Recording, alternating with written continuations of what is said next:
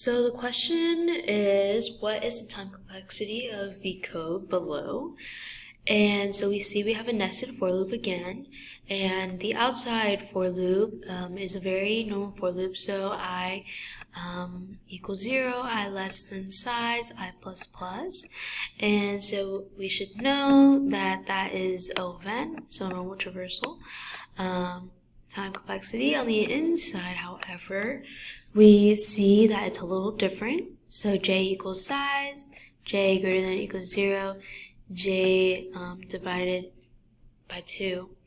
And so we should know that if we see something like this at the very end or in our for loop, that time complexity is O log n.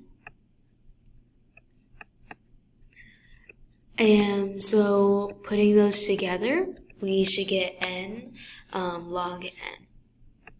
So this is the right answer.